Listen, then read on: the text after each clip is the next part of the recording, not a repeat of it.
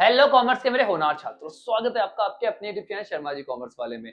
आज हम कंप्लीट करने वाले हैं अपने chapter number 4, that is organization of data. बेटा बहुत ही शानदार तरीके से वन शॉट में कवर कर लेंगे टॉपिक। इस वीडियो के बाद आपको इस चैप्टर में कोई प्रॉब्लम नहीं आएगी। चलिए बेटा शुरू करते हैं।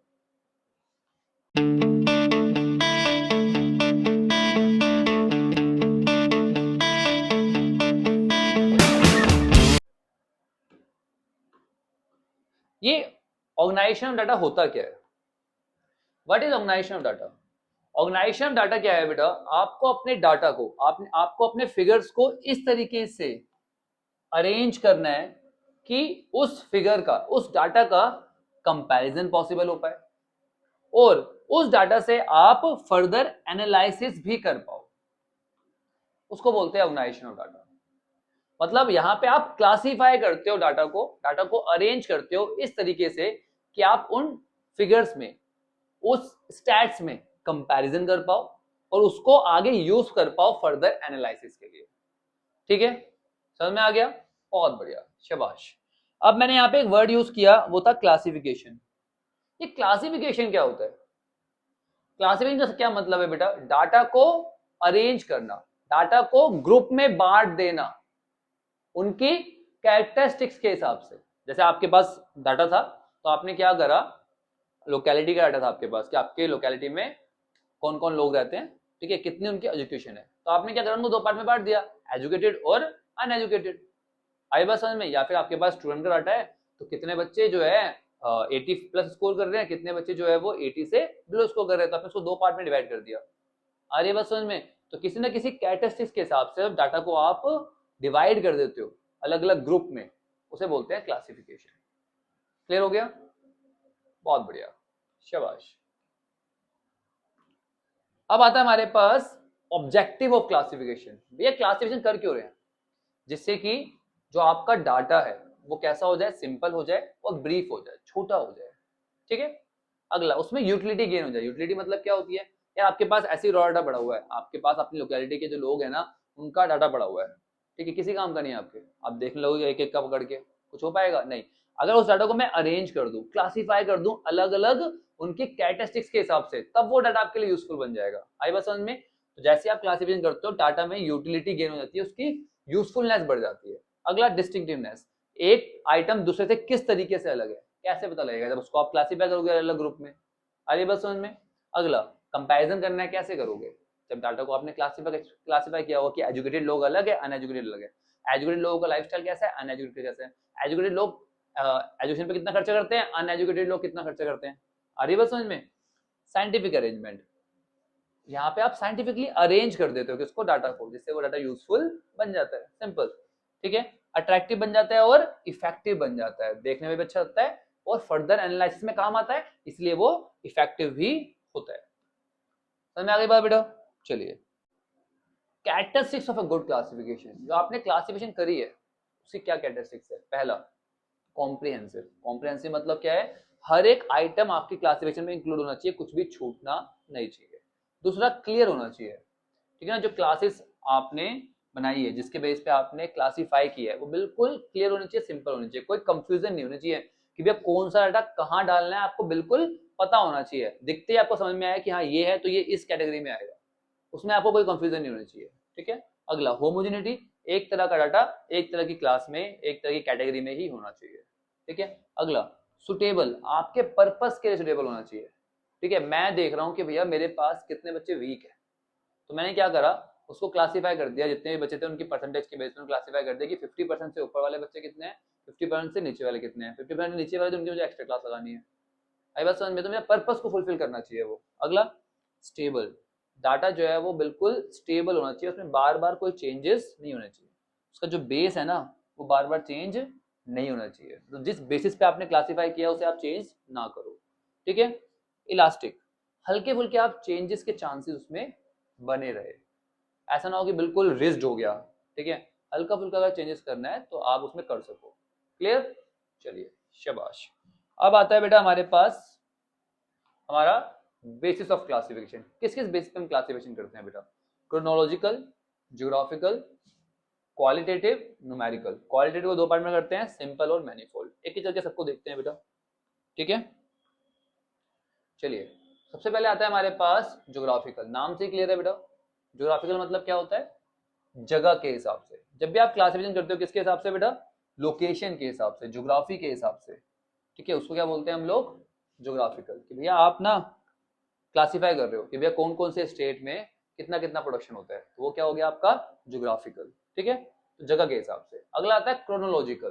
क्रोनोलॉजिकल का मतलब क्या होता है बेटा, जब आप क्लासिफाई करते हो किस बेसिस पे, टाइम के बेसिस पे। किसके बेसिस पे, कि भैया कितना कितना आपने प्रोडक्शन किया।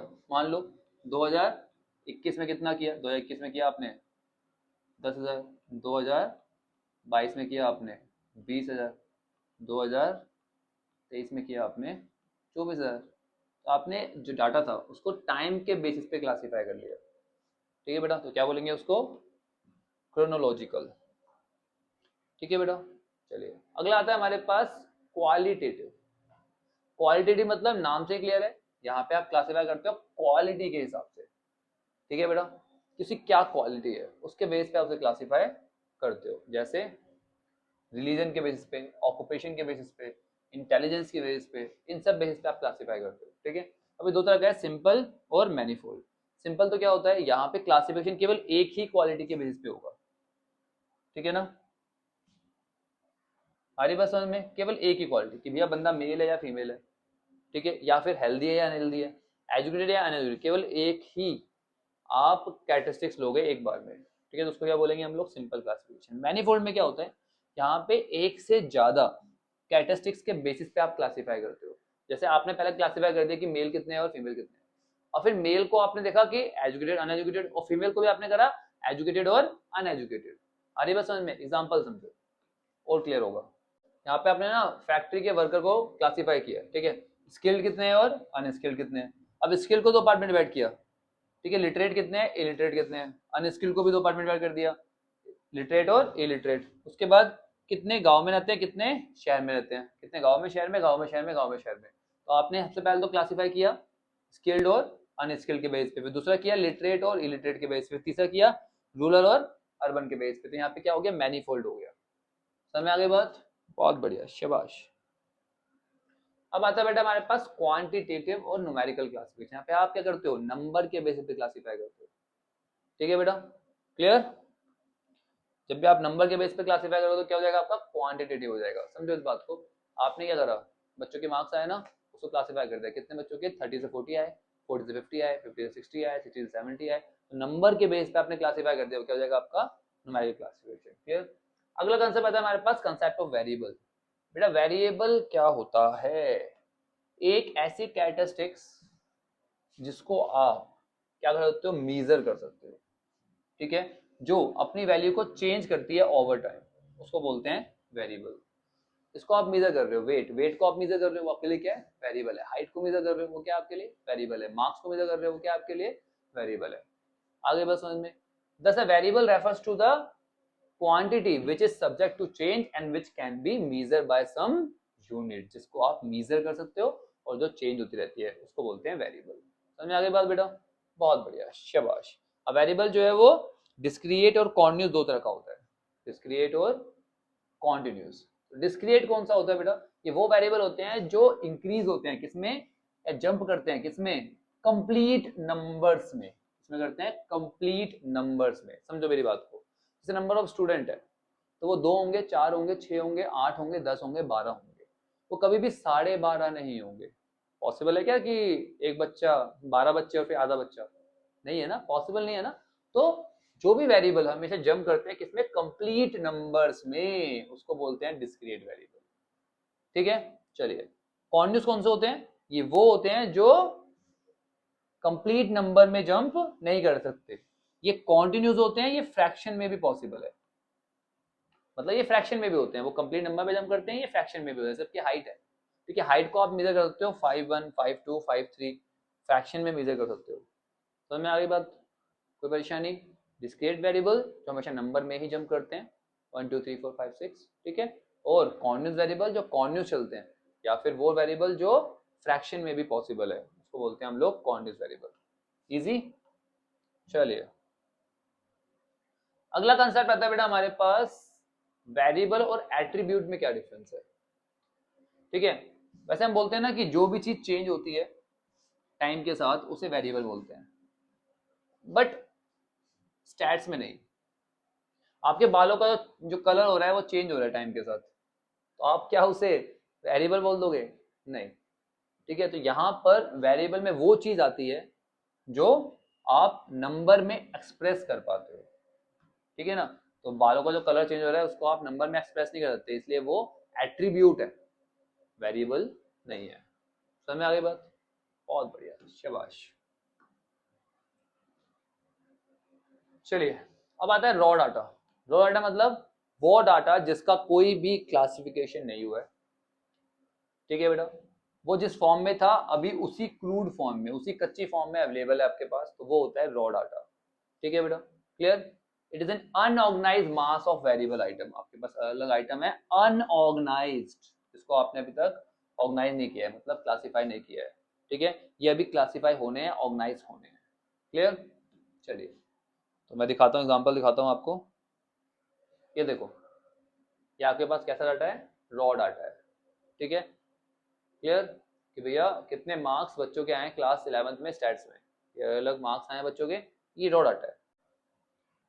तो अब देखते हैं हम लोग कि भैया रॉ डाटा को स्टैटिस्टिकल सीरीज में कैसे कन्वर्ट करते हैं। बेटा, classification of data implies the conversion of raw data into statistical series. आप क्लासिफिकेशन को ऐसे भी डिफाइन कर सकते हो कि भैया रॉ डाटा को जब आप स्टैटिस्टिकल सीरीज में कन्वर्ट करते हो तो उसे क्या कहते हैं हम लोग? अपना क्लासिफिकेशन कहते हैं। ठीक है, हमने पहले भी देखा है, ठीक है, कि हमें जब भी क्लासिफिकेशन करना है तो वेरिएबल को हमें अपने दिमाग में रखना होता है। चलो, कितनी तरह की सीरीज होती है, किस किस तरीके से हम क्लासीफाई कर सकते हैं, देखते हैं। तो पहला आता है इंडिविजुअल सीरीज, दूसरा आता है फ्रीक्वेंसी सीरीज। ठीक है, फ्रीक्वेंसी को दो पार्ट में डिवाइड करते हैं, फ्रीक्वेंसी एरे और फ्रीक्वेंसी डिस्ट्रीब्यूशन। ठीक है बेटा, चलिए, तो पहला आता है हमारे पास इंडिविजुअल सीरीज। इंडिविजुअल सीरीज का मतलब क्या होता है? ये वो सीरीज है जिसमें आइटम जो है वो सिंगली लिस्ट होते हैं, अलग अलग लिस्ट होते हैं। जैसे मैंने आपको बताया, आपके पास 5 स्टूडेंट्स हैं, ठीक है, उनके जो मार्क्स आए वो कितने आए? एक के 20, एक के 25, एक के 18, एक के 25, और एक फिर दोबारा से आया कितने 10 मार्क्स आए बच्चे के। ठीक है, तो इस तरह से आपके पास एक डाटा अवेलेबल है। ठीक है, अब आपको इंडिविजुअल सीरीज के हिसाब से इसे अरेंज करना है। ठीक है, जब आप इसको हर एक आइटम को सिंगली अरेंज करोगे, अलग अलग अरेंज करोगे, तो वो होगा इंडिविजुअल सीरीज। समझो कैसे करोगे? या तो आप इसे रोल नंबर के हिसाब से कर दो। ठीक है ना, कि रोल नंबर 1 2 3 4 और 5, रोल नंबर 1 के मार्क्स आए, ठीक है, 20, रोल नंबर 2 के आए 25, रोल नंबर 3 के भी 25, रोल नंबर 4 के मान लो 18 आए, और रोल नंबर 20 के जो है वो रोल नंबर 5 के कितने आए? 10 आए। ठीक है, रोल नंबर के हिसाब से अरेंज कर दो, या फिर आप अरेंज कर दो उसको कैसे? असेंडिंग ऑर्डर में। क्या कर दो? डिसेंडिंग ऑर्डर में। ठीक है बेटा, तो असेंडिंग में कर दो या डिसेंडिंग में कर दो। तो ये इस तरीके से अरेंज होता है आपका इंडिविजुअल सीरीज डाटा। क्लियर बेटा? समझ में आ गया? इंडिविजुअली सिंगली लिस्ट होता है। अब देखते हैं हम लोग अपना फ्रीक्वेंसी सीरीज। फ्रीक्वेंसी सीरीज में क्या होता है बेटा? आप क्लासिफाई करते हो on the basis of frequency. तो फ्रीक्वेंसी क्या होता है? फ्रीक्वेंसी होता है number of time item repeated. कितनी बार एक आइटम आया है, ठीक है, कितनी बार रिपीट हुआ है, वो उसकी फ्रीक्वेंसी होती है। तो आप जब इस बेसिस पे क्लासिफाई करते हो तो उसे बोलते हैं हम लोग फ्रीक्वेंसी सीरीज। जैसे एक बच्चा है, उसके 5 मार्क्स कितनी बार आए हैं? 2 बार। 3 मार्क्स कितनी बार आए हैं? 6 बार। 10 मार्क्स कितनी बार आए हैं? 2 बार। तो आप, ये मार्क्स है और ये उसकी फ्रीक्वेंसी कितनी बार रिपीट हुआ है, इस बेस पे क्लासिफाई करो तो उसको बोलेंगे फ्रीक्वेंसी सीरीज। क्लियर बेटा? क्लियर? दो तरह का होता है, डिस्क्रिएट और फ्रीक्वेंसी डिस्ट्रीब्यूशन। डिस्क्रिएट और फ्रीक्वेंसी। चलो, तो मान लो आपने ना बच्चों का डाटा इकट्ठा किया, 10 बच्चों का डाटा इकट्ठा किया, 10 स्टूडेंट्स का, उनके मार्क्स आए 5 6 5 7 8 5 9 8 5 6, ऐसे मान लो बच्चों के मार्क्स आए। ठीक है, अब आप क्या कर रहे हो? इसको क्लासीफाई कर रहे हो किस बेस पे? डिस्क्रिएट फ्रीक्वेंसी सीरीज में। तो क्या मार्क्स यहाँ आएगा टैली, टैली मार्क, और यहाँ पे आएगा नंबर ऑफ स्टूडेंट्स। ठीक है बेटा, मार्क्स 5, 6, 7, 8, 9, यही मार्क्स आए बच्चों के। 5 आया, 5 के आगे आपने डंडा लगा दिया। 6 आया, 6 के आगे, 5 के आगे 1, 7 के आगे फिर 1, 8 के आगे 1, 5 के आगे 1, फिर 9 के आगे 1, फिर 8 के आगे 1, फिर 5 के आगे 1, फिर 6 के आगे 1। कितनी बार आया ये?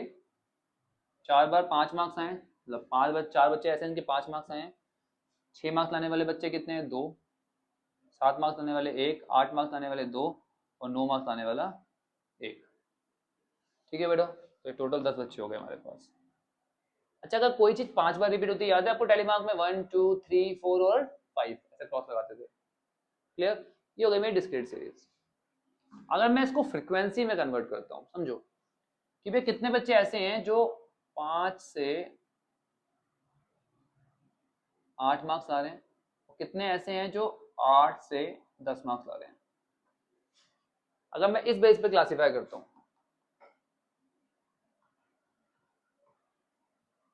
तो 5 मार्क्स लाने वाला 5, 6 मार्क्स वाला भी 5 से 8 में आएगा, 5, 7 भी यही आएंगे, 8 इसमें आएगा। ठीक है, 5 आया, क्रॉस हो गया, 9 इसमें आएगा, 8 इसमें आएगा, 5 इसमें, 6 इसमें। तो 7 बच्चे ऐसे हैं जिनके 5 से 8 के बीच में मार्क्स आ रहे हैं और 3 बच्चे ऐसे हैं जिनके 8 से 10 के बीच में मार्क्स आ रहे हैं। ठीक है, तो ये हो गई मेरी फ्रीक्वेंसी। जब मैंने उसे क्लास में डिवाइड कर दिया, ये क्या बन गया था मेरा? Class interval. मैंने बच्चों को 2 कैटेगरी में डिवाइड कर दिया कि भैया एवरेज बच्चे कितने हैं और अबव एवरेज कितने हैं। ठीक है, तो ये अबव एवरेज वाले हो गए और ये एवरेज वाले हो गए। आई बात समझ में? एग्जांपल ले लिया मैंने। ठीक है, तो अब यहाँ पे मैंने क्लासिफाई किया किस बेस पे? उनकी फ्रीक्वेंसी क्लास के बेसिस पे। ठीक है बेटा, इसको बोलते हैं क्लास इंटरवल। तो यही होती है मेरी फ्रीक्वेंसी डिस्ट्रीब्यूशन क्लासिफिकेशन। क्लियर हो गया? बहुत बढ़िया, शाबाश। चलिए आगे देखते हैं टाइप ऑफ फ्रीक्वेंसी डिस्ट्रीब्यूशन। कितने तरह के फ्रीक्वेंसी डिस्ट्रीब्यूशन होते हैं, ध्यान समझना। पहला आता है बेटा हमारे पास एक्सक्लूसिव। एक्सक्लूसिव क्या होता है, ध्यान समझो। 0 to 10, 10 to 20, 20 to 30। एक बात बताओ, ये अलग अलग मैंने क्लास इंटरवल ले लिए। ठीक है बेटा, अब 0 से 10 इसमें लोअर लिमिट कौन सी है? 0। अपर लिमिट कौन सी है? 10। ठीक है, तो ये 0 से 10 में कभी भी 10 इंक्लूड नहीं होता, अपर लिमिट इंक्लूड नहीं होती। इसमें कौन कौन से आइटम आएंगे? 0 से लेके 9 तक। 0, 1, 2, 3, 4, 5, 6, 7, 8, 9। 10 नीचे वाले में आएगा, 10 से लेके 19 तक आएंगे इसमें। ठीक है, और फिर 20 से लेके 29 तक इसमें आएंगे। तो मतलब इसमें अपर लिमिट जो है वो इंक्लूड नहीं होती, इसको बोलते हैं एक्सक्लूसिव सीरीज। इंक्लूसिव सीरीज कौन सी होती है? इसमें अपर लिमिट इंक्लूड होती है। 0 to 9, 10 to 19, 20 to 29, मतलब 0 से लेके 9 तक सब इंक्लूड है इसमें। ठीक है बेटा, नो डाउट? इसमें अपर लिमिट भी इंक्लूड है और लोअर लिमिट भी।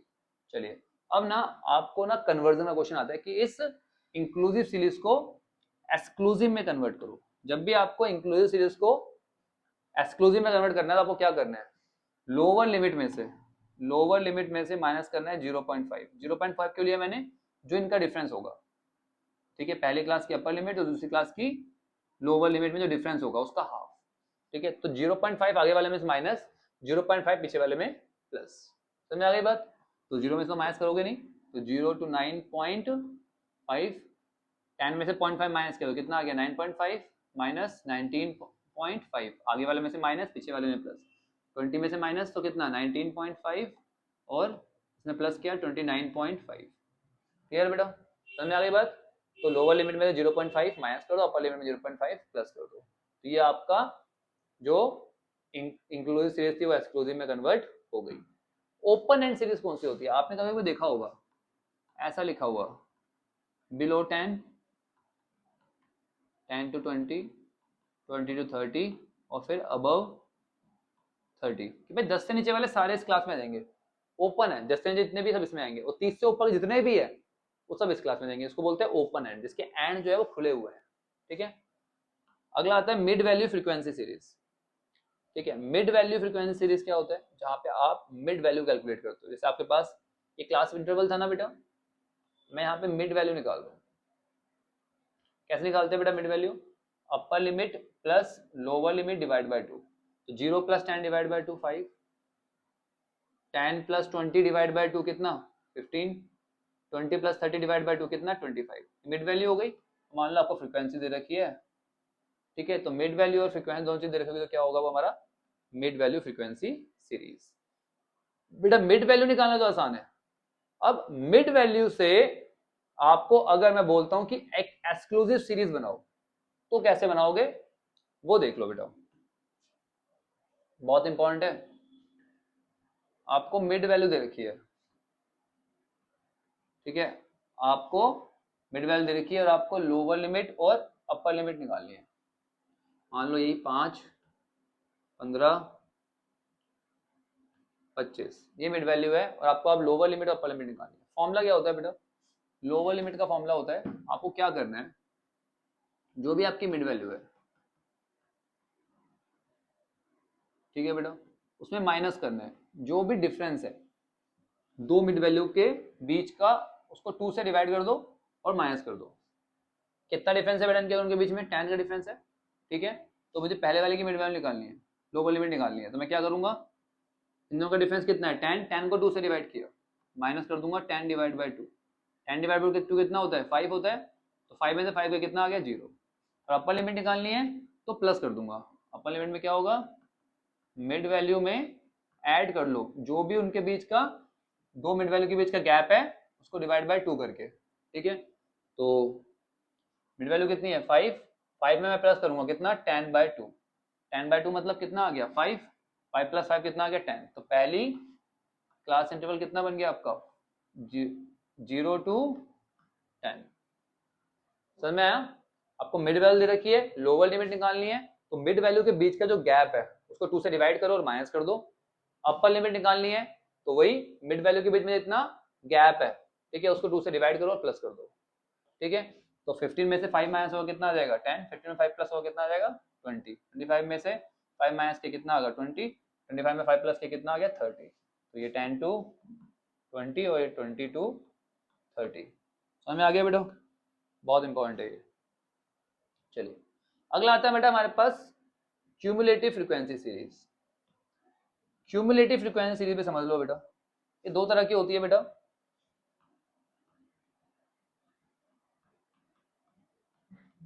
एक होती है लेस देन,